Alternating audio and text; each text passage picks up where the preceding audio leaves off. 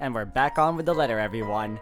I can't understand why most of these characters, and I get it, in the genre of horror, you're bound to have to deal with the fact that most characters in any story are gonna make stupid decisions. But like half the times I'm just like questioning why. But with that said, guys, hope you continue to enjoy watching, and let's keep it rolling. Alright guys, we're back at it again. I'm a bit jealous. Can't do that anymore or my liver will give out on me. Good with the mic, too. Don't see you much recently, but I guess you're always busy, aren't you? You're some fancy designer or something, if I remember correctly. Wait, I know you. You were at the open house for the mansion. Yeah, that's right. Mariam.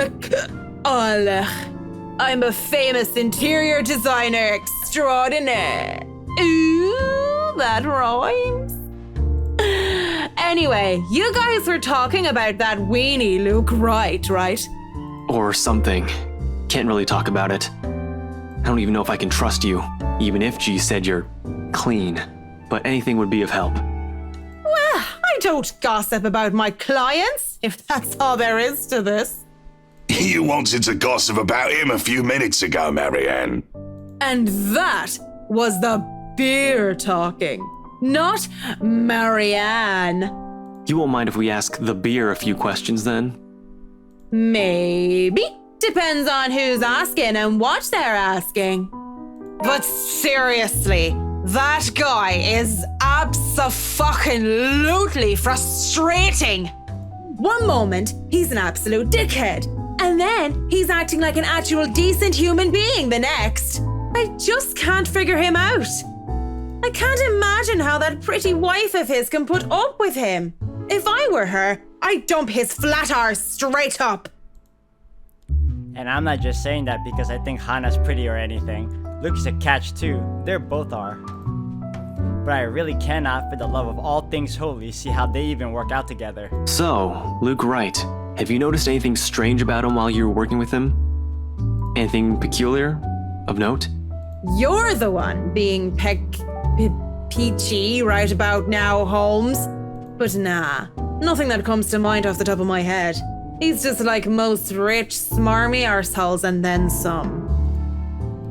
A giggle bubbles up and I press my cheek against the cool countertop with my eyes shut tight just because. Eventually cracking one eye open, just in case they thought I fell asleep, I grin at Holmes. So, Holmes, I'm guessing you're some private detective or something. Is it Hannah? Did she pay you to look if he's been cheating or some such? Hannah's the wife, right? What about her? How is she? How is she or how is she? Well and good. Definitely the nicer of the two and sexy as sin to boot. Not a private detective then? Are you from one of them tabloids wanting to know if the Luke Wright doesn't know how to put his pants on right? Pants. I'd take the pants off of... Ah, here we go. Slipping. I haven't been this drunk in such a long time. It's a miracle I've been coherent for as long as I have been right now. I'm asking you if you've noticed any odd behavior from her. Odd behavior? What? I'm starting to like drunk Marianne a lot. She's really funny. I wonder how she'd be drunk. I can just imagine her like the giggly sort. What do you think? These are serious questions, Marianne. Lives might just be at stake here. What do you expect? She's smashed. Why am I even doing this? This is getting me nowhere, G. She's not a reliable source. The chief, let alone the courts, aren't going to take the word of a drunk. This'll be dismissed, and I might be in trouble if they try to argue that I coerced a testimony out of her. This is a fucking train wreck. You're a fucking train wreck now, if you ask me. Maybe it's about time you apply the brakes and stop for a bit. The wave of despair that comes over the both of them is palpable. If feelings had a taste, it'd be bitterer than the beer I'm full of. And it gets me thinking, though thinking doesn't get me far with too much shite in my system. You know that's not an option. Thanks for being patient, McCullough. Good luck with your work on that mansion. Speaking of that mansion, there's something going on in that place. Something. Keep going, because we need Ash to actually believe this for once. As next day. No wonder Mr. Right likes it so much. It's as fishy as he is. Rotten bloke. We're getting there. That's pretty close, though. Maybe that Santos girl is really onto something, eh? Suspicious shite, I'm telling ya. Explains why she's so reluctant. What do you mean that Santos girl is onto something? Before I get another word out, there's hands on my shoulders and everything starts to spin. I quickly slap his hands away the best I can and send him the foulest look I can muster. Take your hands off me, pipsqueak. I'm not a lady who's shaken or stirred unless you want me up-chucking on your pretty hair. But it's just like I said. Are you sure you aren't brain damaged or deaf? Santos girl from BRC showed us this creepy letter. You know, just like those spam stuff you get in your emails. And we thought it was some joke or that the girl was just a bit too green to handle a big sale like that. You should have seen the look on their faces when they saw it. Whiskey, that's Luke fucking right, you get me? And the missus didn't look too happy either. I should have taken a picture and posted it everywhere. Wow. When rich snobs give you that face, no wonder the Santos girl went all mental on us. Working with them does that, you know? I think I'm about to. I'm not mental yet, am I? That's a very good question. Although fair. Anyway, just like I said, in that man... Hey, you okay? Holmes? You're looking a bit shaky yourself there. And he really is pale. Paler than before, at least. I can see the gears turning in his head on overtime. Suddenly, he shoves a card in my hand. Luxbourne Police Department, Ashton Frey. On it, his name and his number. But he has second thoughts as he grabs it from me and slips it into my pocket. You're cute, pretty boy. But I prefer blondies. Well, you're not exactly my type either, lady. But listen to me. If something comes up, don't do anything rash. If you think you're in danger or if you see anything suspicious, call me and the authorities as soon as possible. You understand me? That's 99... I know what the damn emergency number is. Right, 999. Good. That's a pretty easy to remember one, too. Anyway, I have to run. See you, G. The guy is quick on his feet, already up and at him, as soon as the numbers leave his lips. Watching him as he maneuvers through the crowd of the other pub goers is enough to tire me out. Fast as he can, he's at the door and throws us a smile. And that's all we get before he's gone, just like that. Oi, what about your drink, boy? I'll go put it on your tab then. Holmes boy always like that, G? Pretty much. But what about you? I suppose I'll put your drinks on your tab too. Don't want you to spill your wallets when you look like you're close to spilling yourself. Yeah, and if it's fine by you, I think I'll go take a bit of a cat nap here. Just for a sec or two. Go right ahead. I'll wake you when I close up shop. Mumbling a sleepy thanks, I doze off on the spot, face pressed on the counter. Already, I dread the pain I'll have for sleeping in such a position. But when you gotta go, you gotta go. I didn't think she was a snorer either. Oh man, really? What a way to start things off on the sleeping front. Oh, Marianne! How long have you been standing there, dearie? Come join us, Marianne. We won't bite. I still don't trust that. Unless you ask, that is. I'm not. Not that I can get much sleep to begin with. Now, thankfully that was short. Do people ever have the feeling that they're working on something they really enjoy, but still it eventually tires them out? Because honestly, I've been feeling like this. You have certainly exceeded expectations, Marianne. Everything looks so marvelous, and in such a short time, too. The moments like these make all the hard work worth it. Definitely. Well, I can't take all the credit. People have certainly been enthusiastic about the idea of working on the Wright mansion. There won't be any more problems unless Mr. Wright has any more objections about the second bedroom. Oh, no. We proceed with that room as planned. I already agreed to him having his greenhouse and his vineyard and his stables. He may as well let me have this one thing. We're only about halfway done, but the honest satisfaction on a client's face is enough for me to push through. Let's face it, in between my exasperation at Mr. Wright's antics and her, I've been burning the candles at both ends. I can't even close my eyes without seeing a dead girl's face. Dead girl. Dead. She's dead. I have to keep reminding myself that, burying my feelings as deep as they've buried her body, 6 feet under. I shouldn't waste so much time on someone who's supposed to be gone. I've wasted so many years thinking about her already. There should be no need to bother myself with the dead when I should be bothering myself with the living. Too bad the living are usually as complicated, if not more, than ghosts of the past. But don't you have a party? Yes. But Luke's just being a sweetie, you see. When is he ever? That friend he's visiting. He's having marital problems and he's just trying to cheer him up. Oh yeah, that definitely sounds like a lie. It's even more complicated when the living in question is a pair of rich and famous socialites way past their honeymoon phase.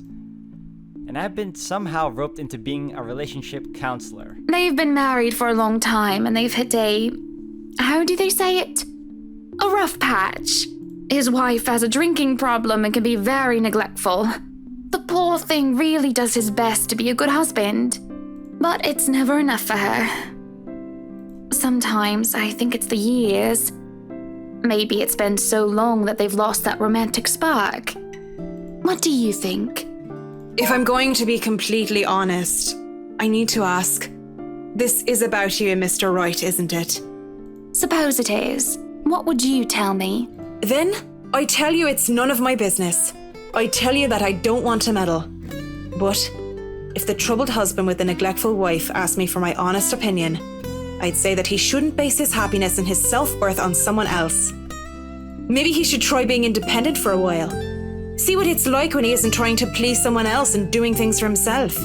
Everyone's supposed to be their own man or woman, right? A bit of breathing room never hurt anyone. We shouldn't let our fear control our lives. Why she thinks a single woman like me would be the best source of relationship advice is beyond me. Still, I talk and answer to the best of my abilities. Without realizing it, I'm already pouring out a part of me that I had thought were long gone. I'd like to believe my words will be of some help to Mrs. Wright.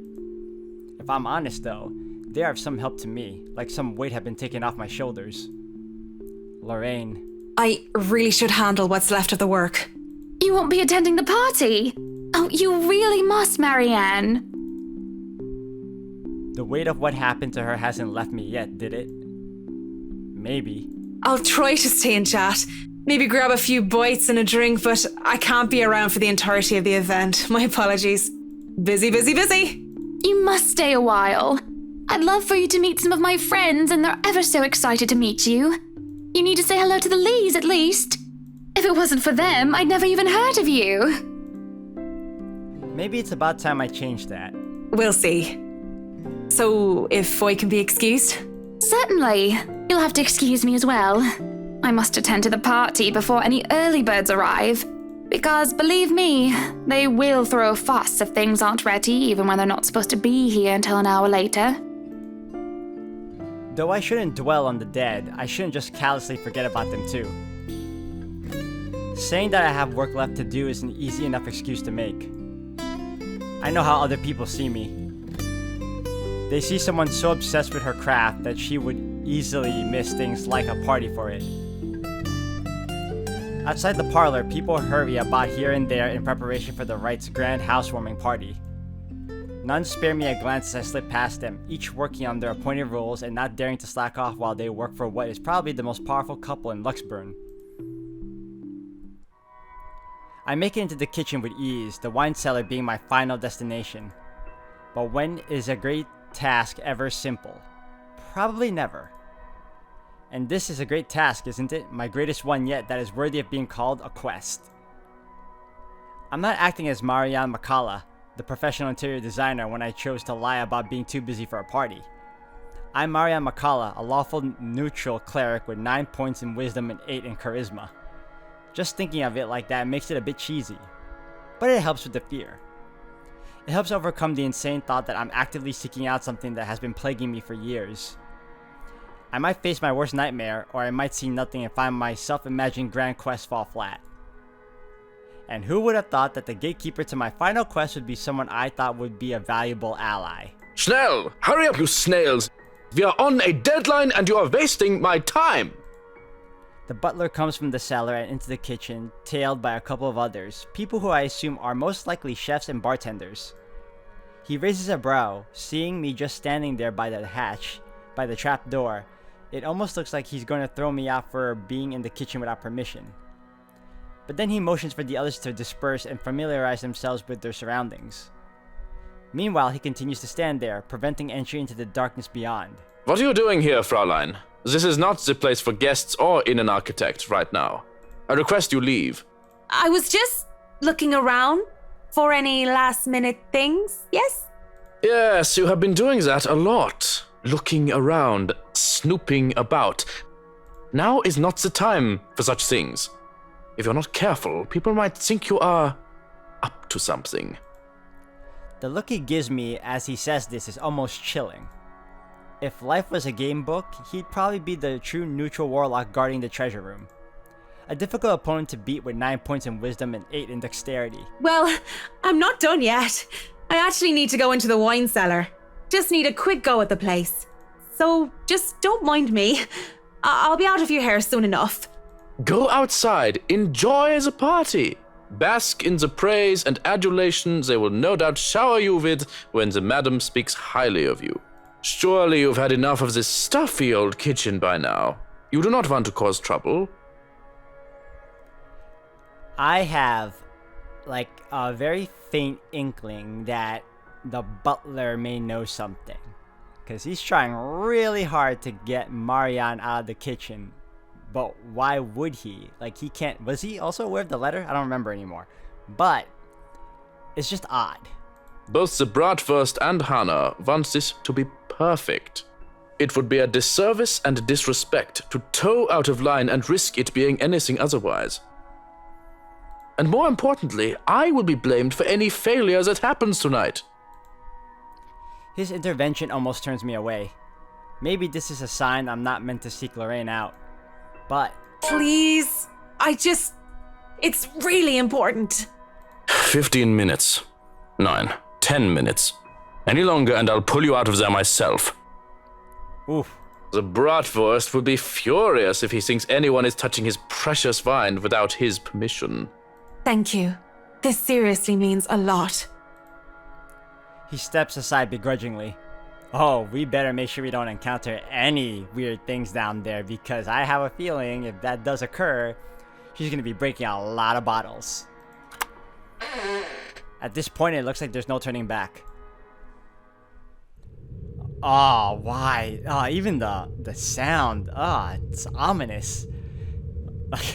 The cellar greets me ominously as I descend. See, even the dialogue says it's ominous. The space feels smaller with a lot more bottles lining the wall compared to before, and knowing what might be waiting for me here makes things worse. The mirror that had been removed from the study is my goal. Why?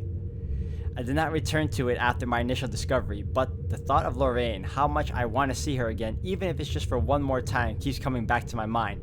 Well, you see, the problem is, the Lorraine you last saw nearly killed you.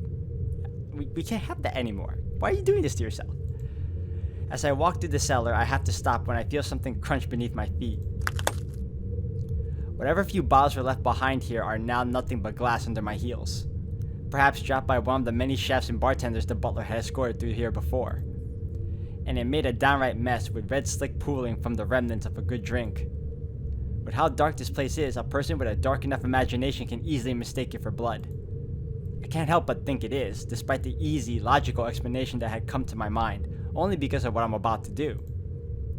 It's merely a momentary distraction as I continue to the end of the cellar where the mirror stands. Propped up on the far wall, it gleams innocently while pretending to be simple and ordinary mirror. How morbid to think this thing can show a person their deepest, most desperate desires, and then twist it to an image so dark. That's what I had seen that day. Though I heard Lorraine many times, I had only seen her here within its frame. I wonder if people have discovered it before. How many were wasted away in front of it, enamored, and how many were frightened away by what they saw?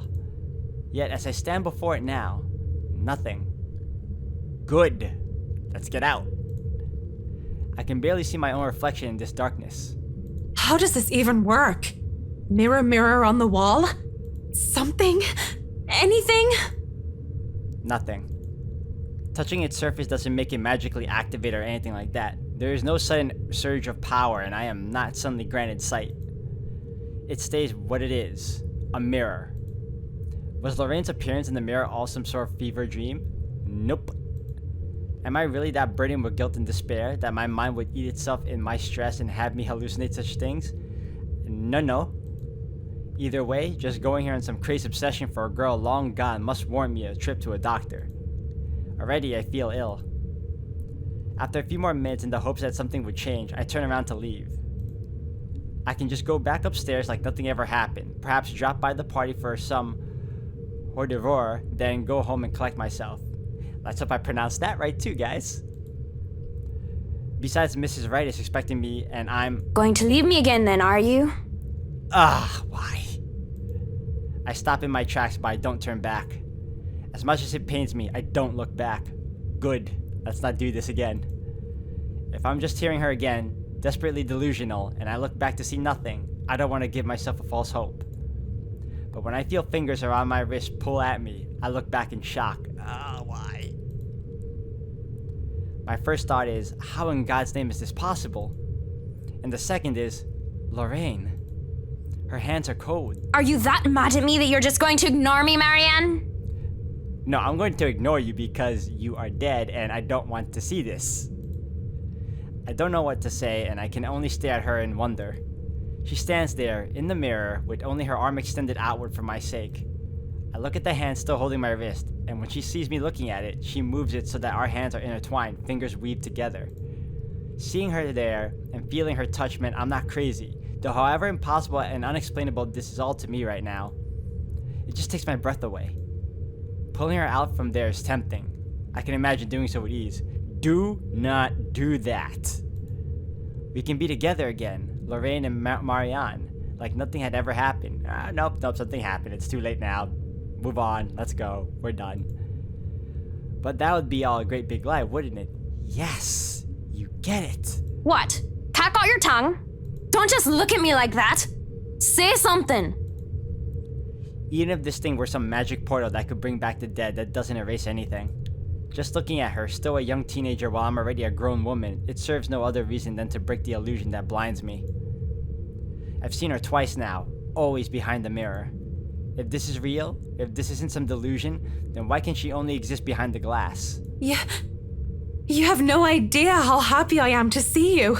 It's been so long. You don't look happy. I really am happy.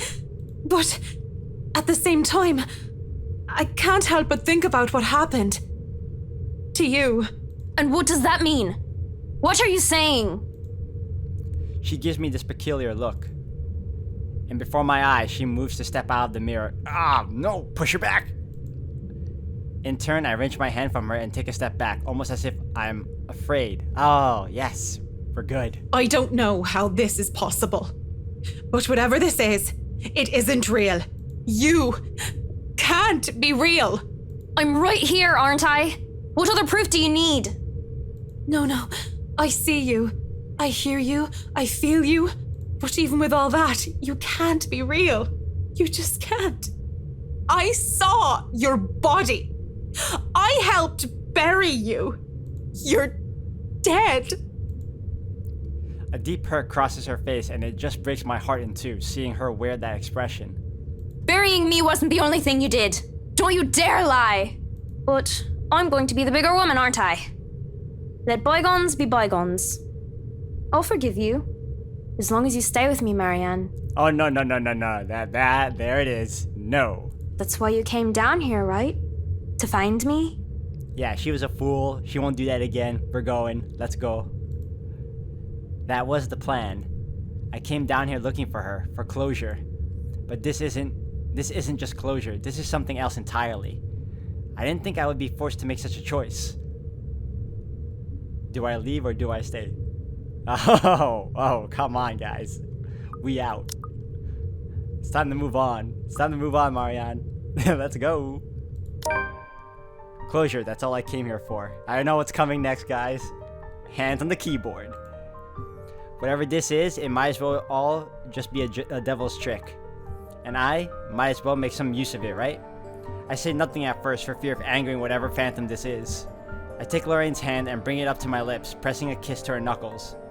She takes it as some sort of invitation to pull me along, to step back into the mirror until only her arm is extended again. I should have been more honest back then, both to you and myself. I know it's too late. I'm sorry. But the thought of being with the dead did not agree with me, not one bit. I can't stay with you. That's right, you're not really her anyway, you're trying to trick us. So what? You're going to leave me for some old trophy wife? That's it, isn't it?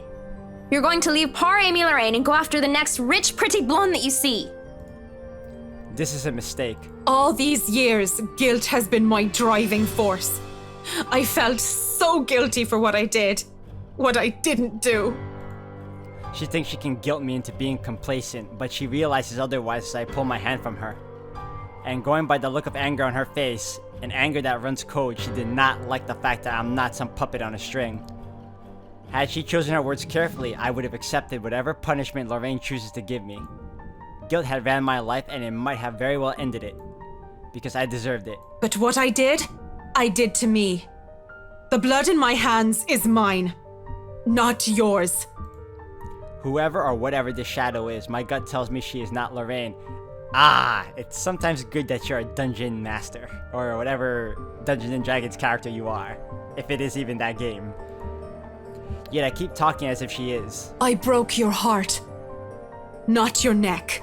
Don't you dare deny it! It was your fault! Whoa, and there it is. Because I loved you more than I dared to admit? Yes, that was my fault. But I never meant to hurt you like that. Despite my words, no matter how sincere they are, she appears angry, enraged in fact. It's been years since I last saw that face, and even now, the memory of it is still etched deeply in my mind. The hurt, the tears, and the hate spilling from her eyes that day, the moment I rejected her. Rejected myself for who I am. And she definitely will hate what I'm about to do next. To my left, a wine rack. And from there, I take a bottle and pray to all the saints I can remember, for all my sins. For every hurtful words I've uttered, for what I have driven her to do that day, what I forced her into. What are you doing? I do it without thinking twice. Quickly, before I can hesitate, I grab a bottle and send it straight towards the mirror. Ooh. Shards of the bottle and the mirror are sent flying everywhere as Lorraine's screams echo in the cellar. Bitter, searing, like every wounding accusation she hurled at me. They've never left me. I doubt they ever will. But with this, I can move away from them, from her. Live my life as I should, free from the burden. Her burden. Because the Lorraine I know, the real one, the person I loved will never want me to carrying this to my death. As the screaming dies down, I can't help but mutter weakly. It's done. It's done. Oh, Lorraine. Forgive me, Lorraine. I take some time to compose myself, breathing in and out. Stamping down on the tremor still racking my hands, straightening out my jacket and fixing my hair. All a weak attempt at returning myself to someone resembling my normal self. This would probably be easy to do with a mirror, but I likely won't be able to stand looking at one for a long time. Well now, I should probably go back up there. Party to attend, rich socialites to do business with, and food to eat. Mrs. Wright will be happy if I make some time for it anyway. Yet one last time to the shattered glass beneath my feet. I'm sorry, Lorraine. May you see God's light on the path. Turning around to leave, and for good this time, the uneasy smile on my face falls as I see Lorraine whole and well. Come on, Mac. You really didn't think it would be that easy, did you? You get bonus points for trying. But you should know innate charisma is not enough to turn undead. Ooh, she knows her game too. She advances towards me, backs me against the wall. I can't even reach for another wine bottle without putting myself within her reach. Despite my earlier bravado, I didn't think she'd be able to exist at all without the mirror. Can you blame me though? It's not like I'm an expert on the supernatural. That's not... You shouldn't be. What? Out of the mirror? Did you think just moving on will erase what you did to me? You're nothing but a murderer, Marianne. A murderer! Nah, I don't think so. That's not how it works. Stay back. You're not real. Leave me alone. Stop. I'm trying to move on with my life, so why won't you let me? Please, just get out of my head and leave me be. I try to find an exit when there's a click. The next thing I know, I'm falling back into darkness.